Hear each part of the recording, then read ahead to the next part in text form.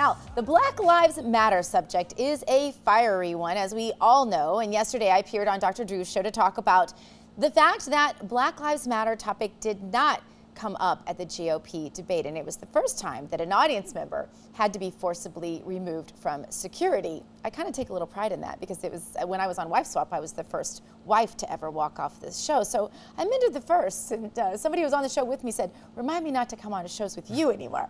But anyway, Black Americans, they are upset. There's no denying this all across America.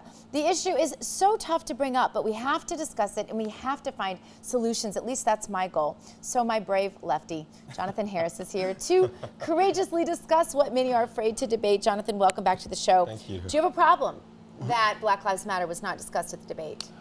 No, at this point, I kind of just expect it from the GOP. There's really no, at this point, I think... My heart rate went up when you said no, because I thought, we're going to have to spend this whole time celebrating these amazing smelling cheeseburgers again, which is so boring. I don't want to disappoint you. Yeah, no, thank you. So but go ahead. The smell from this is I know distracting. it's emanating. Amazing. Yes. No, I don't really expect much from the GOP on this front or many other fronts. I mean, when I watched them sort of struggle to wonder what woman they would put on the $10 bill, I was like, you know, I'm really not expecting much from the GOP on this front. But no, it was about on the same track with what I would expect. Does it mean anything to you that there are all kinds of faces of color up there in that GOP stage and there are no faces of color on the Democrat side? Does that mean anything to you? Well, our face of color is sitting in the White House right now, which I kind of like. But he's not running. No, he's not running. He's not running. So this well, go I don't around, know, maybe he is. But that would be awesome. There's rumors. But this go around, no, there isn't. But I mean, we could have said the same thing last time about, you know, the ticket when President Obama was running. Right, but I'm not complaining about race. Right. And so you are. And so I'm asking you, does it mean anything to you that there are faces of color up there? It's not so much the fact that there is a face of color up there. Well, no, that's not fair. Cruz is Cuban. Obviously, sorry. Rubio is Hispanic. So I'm sorry. I was literally looking at their physical color, which is pretty much the same except for Carson. But yeah, I guess that counts. I guess that's what we're shooting for. That's what we're shooting for. See, I don't think that most Americans see color. I think that is where we are looking to go. But I think when you have people like Dylan Roof, who kind of brought on the subject of, you know, the Confederate flag and brought that all kind of back into the main stage, there are definitely people who see color. There are people, that nutcase that was talking to Trump about getting rid of all Muslims and at that rally recently, they see color. They see it very clearly, and they hate it the same way they always have. So I think we're decreasing the numbers, but they're still there. All right, I want to watch this again, and I want to get your criticism of my performance last night. I want to see this. Go ahead. So if you don't begin to deal with what is really going on with our African-American males, you're going to have a huge problem on your hands. Republicans. Let me get Gina and Dondra. I think your point is well taken. I think they can learn a lesson from you, man, frankly. Two things. There was a black candidate on stage last night who's doing very well in the Republican polls right now. I don't see a black candidate in the other party. I know a lot of Americans complain. I won't speak on your behalf. I'm connected to him. But the main breakdown of the family is what has caused so many problems. And I heard almost every single candidate on that stage last night mention the breakdown of the family. And that's what's caused poverty in this country in the first place. See, let me just, hold on, let me speak to...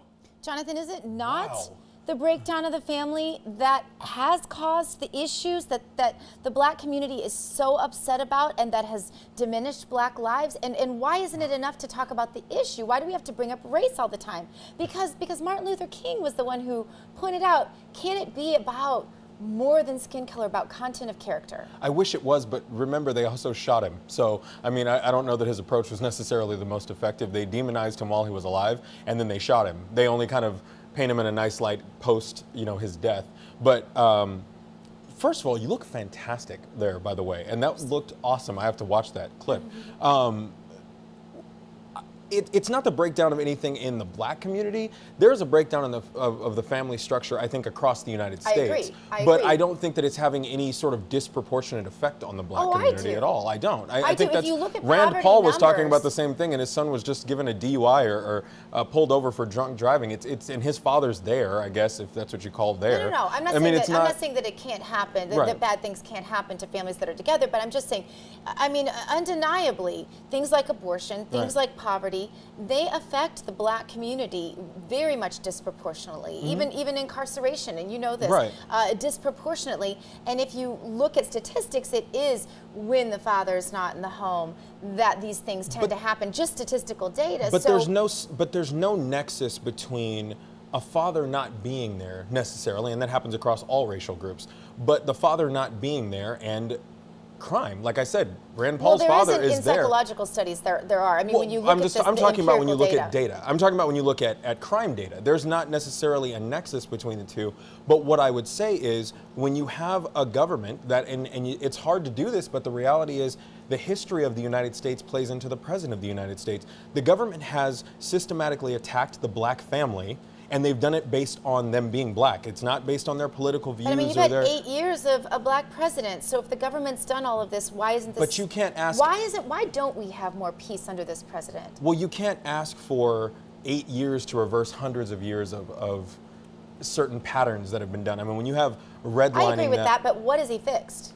What has he fixed? I mean, what has he fixed in terms of race relations? How are we getting along better?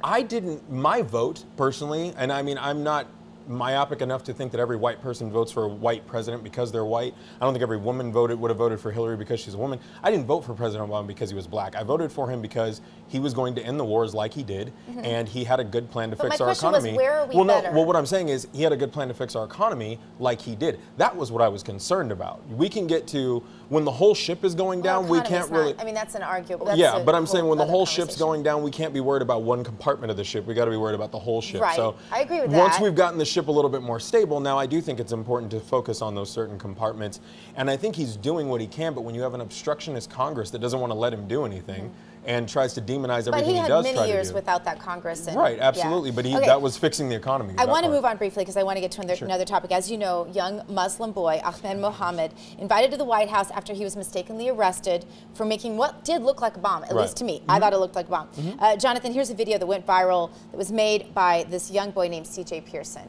Now, Mr. President, when Kate Steinle was gunned down by an illegal immigrant, you didn't do anything. You didn't even call the family. You didn't invite them to the White House. Is that okay? I don't think so, Mr. President. And to go even further, Mr. President, when cops are being gunned down, you don't invite their family to the White House. You never did. But when a Muslim kid builds a clock, well, come on by. What is this world that you're living in? All right, so I want to say about that too. I thought another really productive thing might have been to, I know that Southern term, might have been to invite the child, this little Ahmed, and maybe his teacher and maybe his principal and say, hey, let's get in a room and talk. Right. Like, why invite just him and then cause more strife where there's already strife? It doesn't make sense. It doesn't seem like the goal, as my last guest, Mason Weaver, said. I've been on with him before. It doesn't seem like the goal is healing all the time. I tend to think that the right tends to make a controversy out of nothing. There's no controversy here. He just wanted the kid was traumatized by racism, and he wanted to bring the kid in. I thought they were the ones that made the controversy when the kid was arrested. He wanted to bring him in. Jonathan, sadly we're out of time, so have a cheeseburger. Happy National Cheeseburger Day. We'll be right back in just a moment after we eat these. I know.